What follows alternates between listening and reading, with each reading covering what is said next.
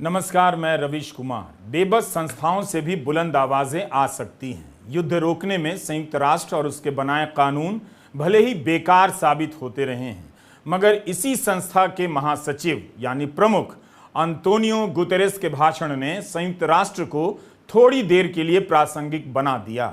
संयुक्त राष्ट्र की एजेंसियां कह रही हैं कि मदद पहुंचाने के लिए घुटनों पर झुककर मांग की जा रही है।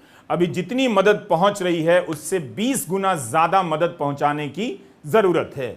दुनिया में शायद ही किसी को यकीन हो कि युद्ध रुकवाने में संयुक्त राष्ट्र की कोई प्रभावशाली भूमिका बची है, मगर अब तो मदद पहुंचाने के काम में भी उसकी भूमिका सीमित होती जा रही है।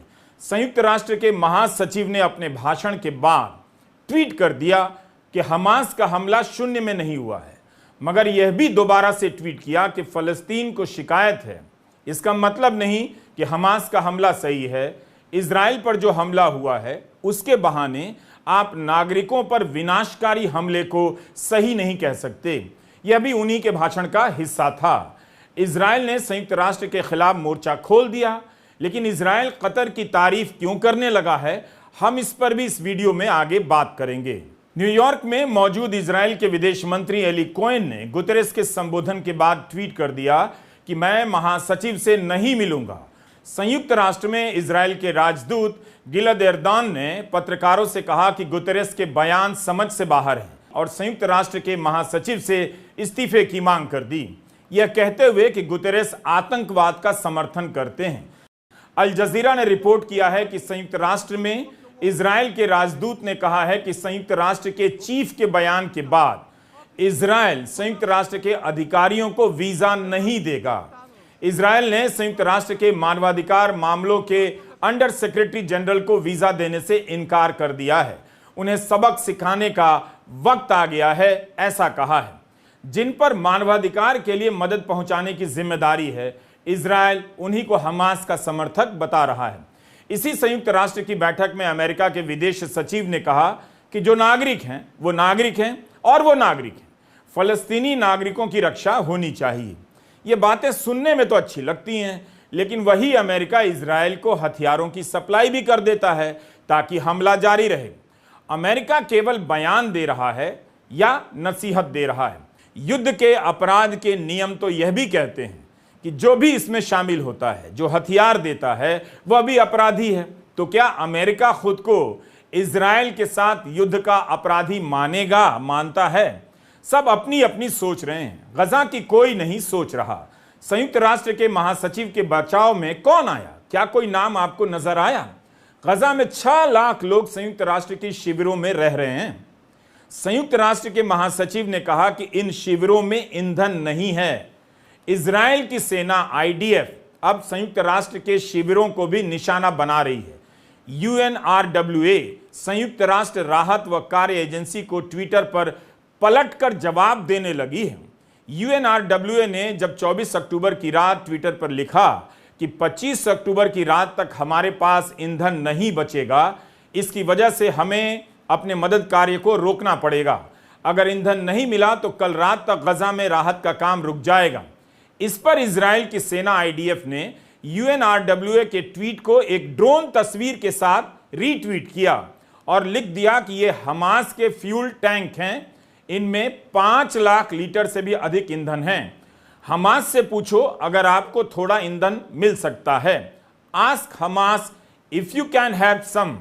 इजराइल को दिखने लगा है कि इस मंच से, संयुक्त राष्ट्र के मंच से, अंतोनियो गुतेरेस का भाषण दुनिया भर में फलस्तीन को पहले पन्ने पर पहुंचा देगा, जिन पन्नों पर ज्यादातर इजराइल का ही पक्ष नजर आता है। राहत व बचाव कार्य में संयुक्त राष्ट्र के 35 कर्मचारी गजा में मारे गए हैं। हम आज के वीडियो में इस पर भी बात करेंगे। संयुक्त राष्ट्र के प्रमुख अंतोनियो गुतेरेस ने अपने भाषण में उस नब्ज पर हाथ रख दिया जिस पर इजराइल लगातार पर्दा डालने की कोशिश कर रहा है।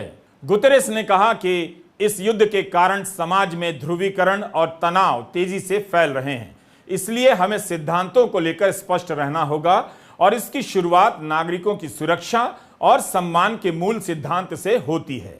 उन्होंने कहा कि सभी बंधकों के साथ मानवीय व्यवहार होना चाहिए और बिना शर्त उन्हें रिहा किया जाए।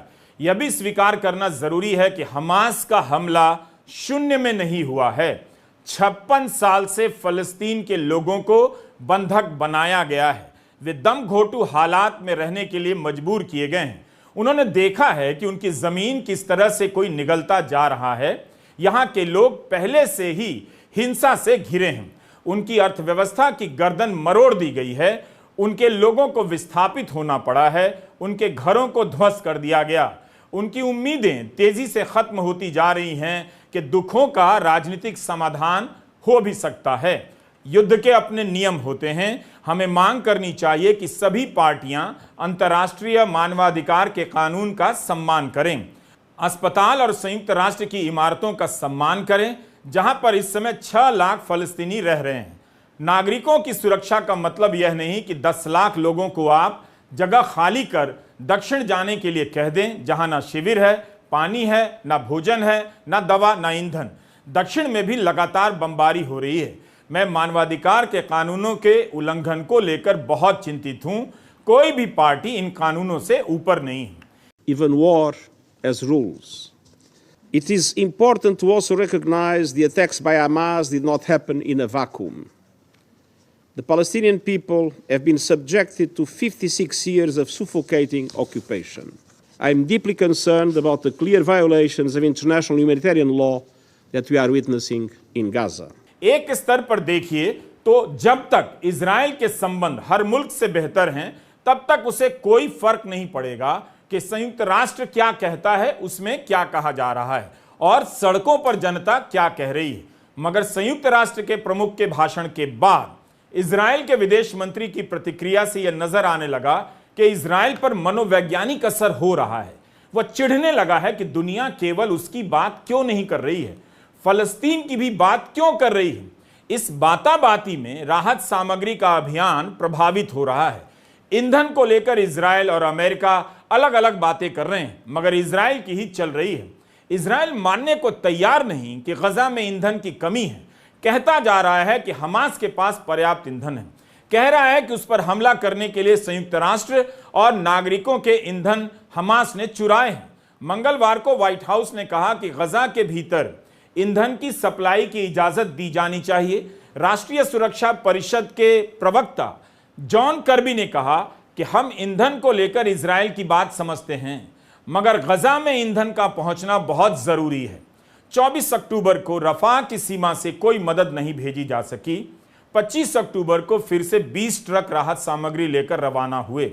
संयुक्त राष्ट्र की वेबसाइट पर लिखा है कि विश्व स्वास्थ्य संगठन ईंधन, दवा और पानी को उत्तरी गजा के अस्पतालों तक नहीं पहुंचा पा रहा क्योंकि सुरक्षा की गारंटी नहीं है। WHO ने मांग की है कि तुरंत ही युद्ध विराम हो ताकि मानवाधिकार मदद पहुंचाई जा सके। 7 अक्टूबर से पहले हर दिन गजा में 100 ट्रक मदद सामग्री लेकर जाते थे। हमले के 2 हफ्ते के बाद पहली बार 20 ट्रक ही जा सके।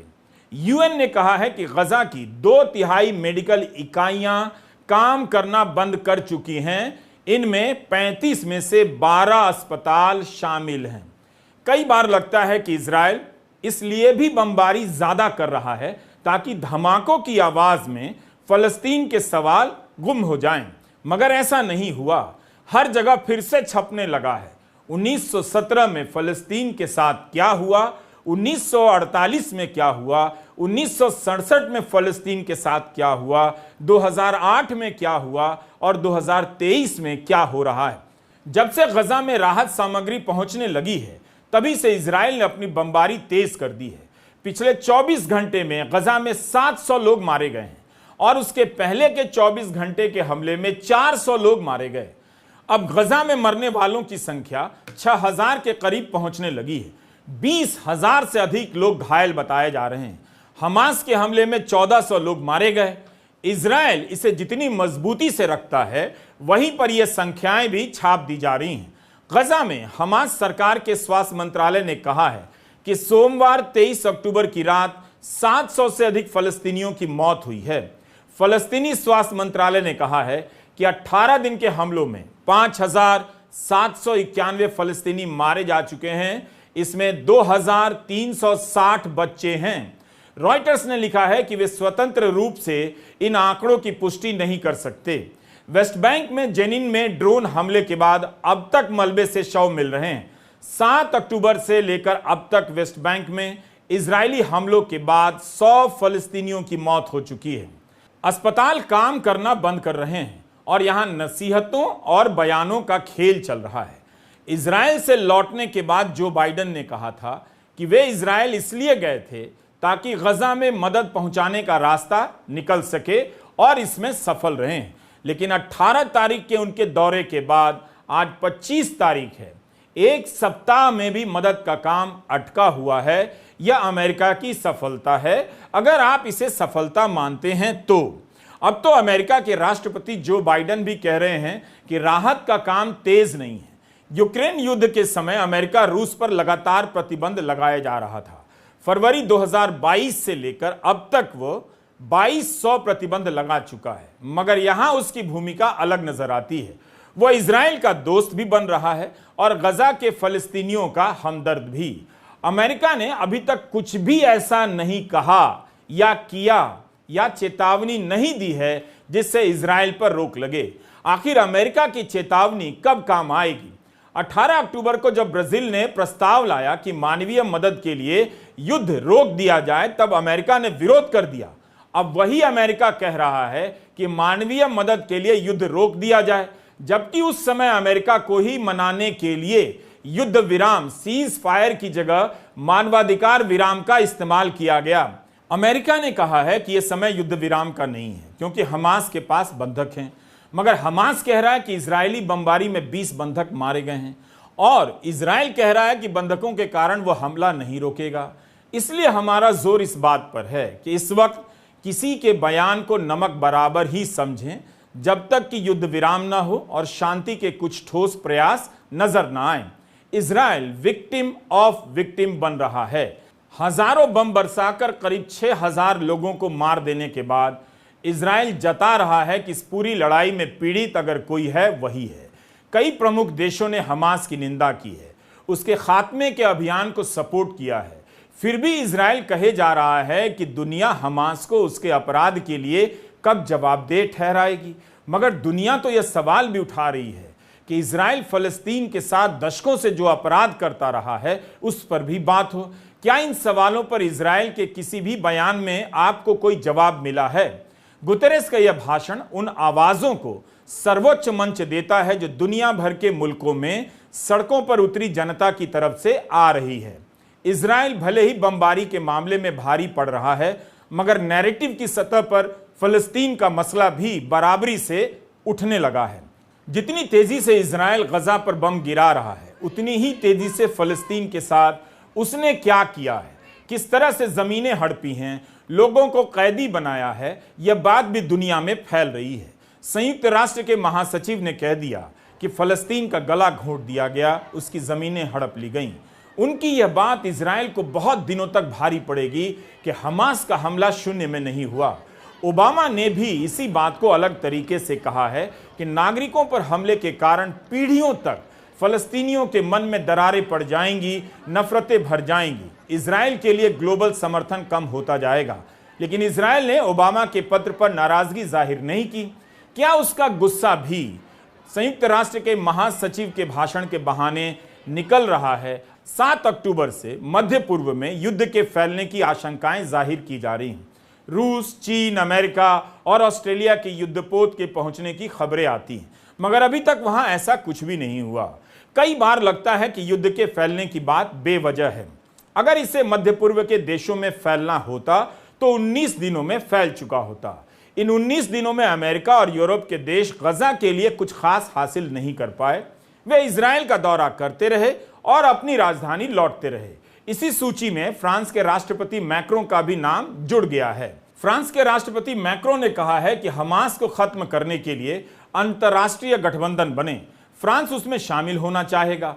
क्या मैक्रों यह कह रहे हैं कि वे भी इजराइल के साथ इस युद्ध में उतरना चाहते हैं या गठबंधन बनाकर इजराइल को थोड़ा नियंत्रित करना चाहते हैं कि युद्ध का फैसला अलायंस के हिसाब से हो? सवाल है कि इस अलायंस का लीडर कौन होगा? क्या यह गठबंधन भी उसी तरह गजा पर उत्पात मचाएगा?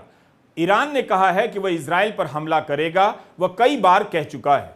इजराइल लगातार ईरान पर आरोप भी लगा रहा है, लेकिन संयुक्त राष्ट्र में अमेरिका के विदेश सचिव ब्लिंकेन ने कहा कि अमेरिका ईरान से सीधा युद्ध नहीं चाहता।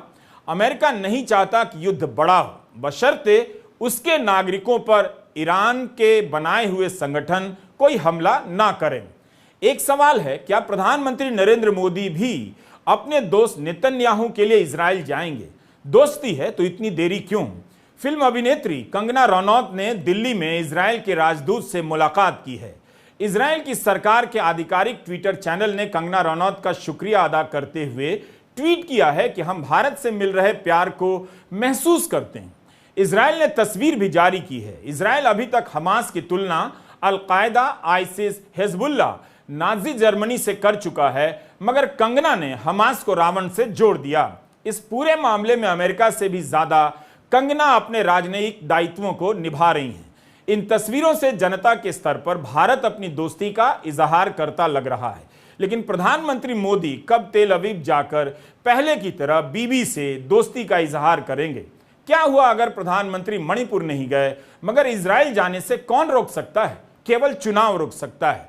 फिल्म अभिनेत्री कंगना रनौत दिल्ली में इजराइल के राजदूत से मिलाती हैं। प्रधानमंत्री मोदी भी तेल अवीव तो जा ही सकते हैं। इजराइल ने वैसे भी कंगना के बहाने प्रधानमंत्री का शुक्रिया अदा किया है।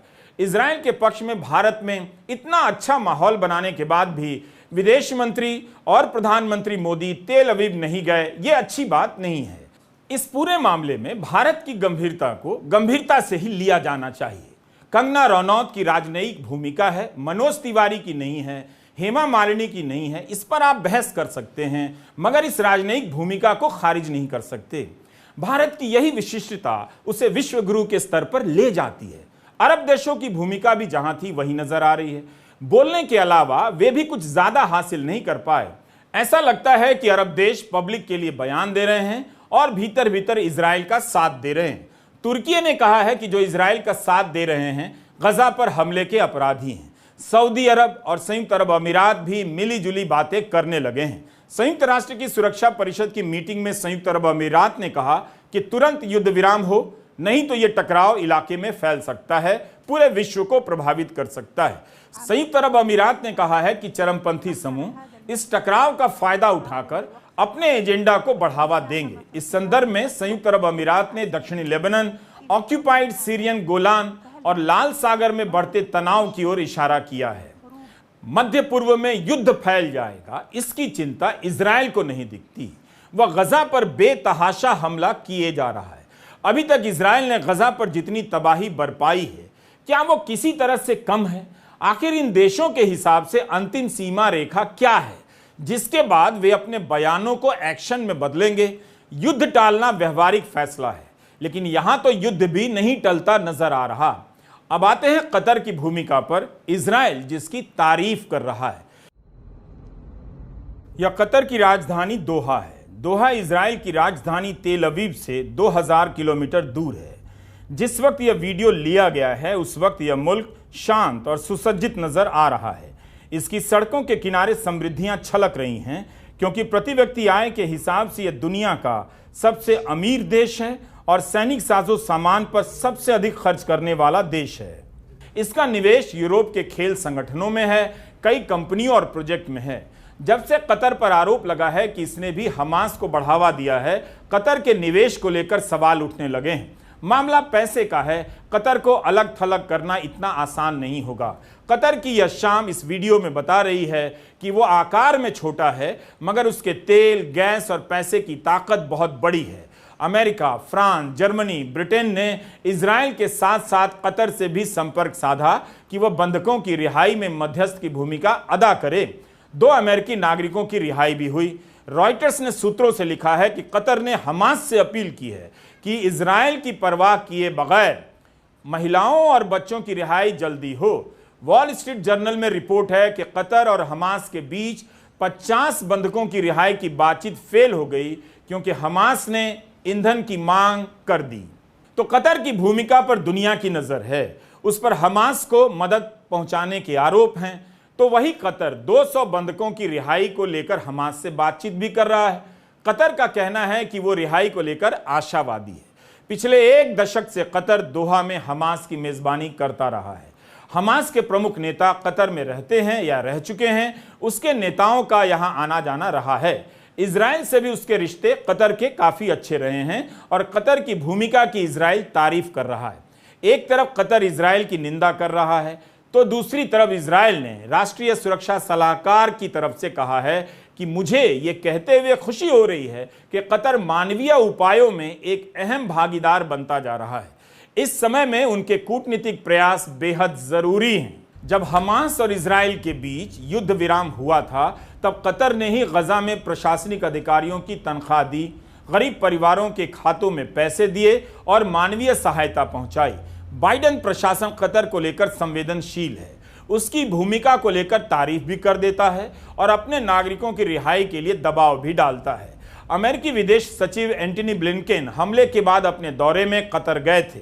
कतर के अमीर ने कहा है कि इजराइल के हमले को लेकर हमें दोहरापन मंजूर नहीं, जैसे बच्चों की जिंदगी का कोई मोल नहीं। आप इस बात को अनदेखा नहीं कर सकते कि इजराइल ने फलस्तीन पर कब्जा किया है, उसे चारों तरफ से घेर लिया है, उसकी जमीन पर अपनी बस्ती बसा ली है। हम शांति के समर्थक हैं और ऐसा समाधान चाहते हैं जिसकी अंतर्राष्ट्रीय मान्यता हो। हमारा कहना है कि अब बहुत हो चुका। इजराइल को आप हत्याएं करने की खुली छूट नहीं दे सकते। हम इस युद्ध को रोकने की मांग करते हैं ताकि नागरिकों को निशाना न बनाया जाए। कुल मिलाकर इस वक्त बयानों का युद्ध चल रहा है, मुलाकातों का दौर चल रहा है। इन सभी गतिविधियों से गजा के नागरिकों के लिए कुछ भी हासिल नहीं हो रहा। इजराइल के बमों की गिनती और गजा के लाशों की गिनती के अलावा बाकी दुनिया के लिए कुछ नहीं बचा। हम जिन नेताओं को पावरफुल, ताकतवर, न जाने क्या क्या कहते हैं और बनाते हैं, उन्हीं के आगे आम जनता लाचार नजर आती है। उनकी लाइफ ठीक चल रही है नेताओं की, वे इस माहौल में भी अच्छे कपड़ों में नजर आते हैं और एक दूसरे से हाथ मिलाते हुए मुस्कुराते नजर आते हैं। नमस्कार, मैं रवीश कुमार।